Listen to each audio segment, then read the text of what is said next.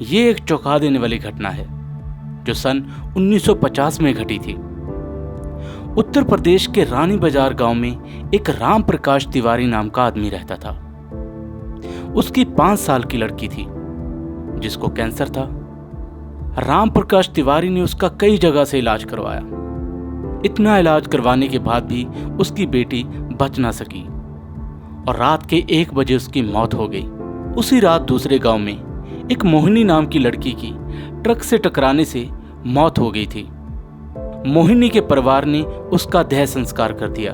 तो दूसरी तरफ जब रानी बाजार से उस मृतक लड़की को दफनाने के लिए जंगल में लेकर जा रहे थे तो अचानक रास्ते में उस लड़की के शरीर में कुछ हलचल हुई और वो लड़की उठकर खड़ी हो गई।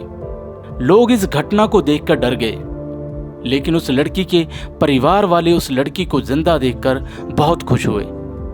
लेकिन लोगों को इस बात का पता नहीं चला कि वो लड़की आखिर जिंदा कैसे हो गई।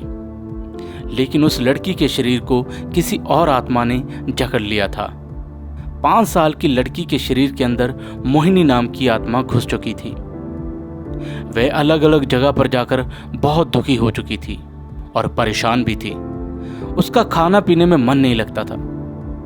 वह लड़की अलग अलग जगह पर जाकर दुखी हो चुकी थी और बहुत ज़्यादा परेशान भी थी।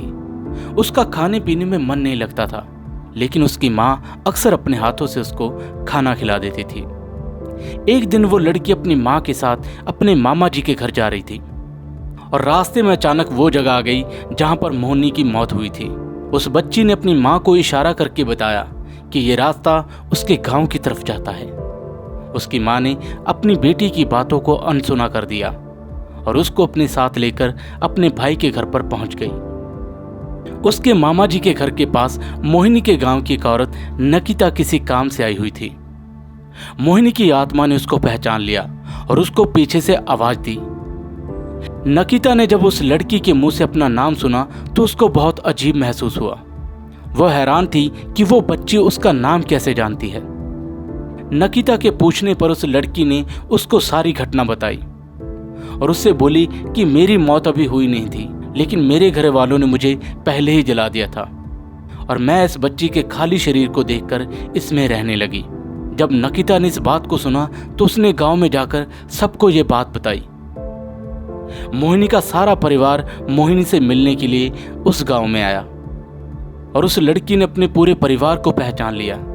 वो अपने पूरे परिवार के साथ अपने गांव चली गई और उसने रानी बाजार में वापस जाने के लिए मना कर दिया, लेकिन लोगों के समझाने पर वो लड़की मान गई। इस तरह वो अब दोनों परिवारों के साथ रह रही है।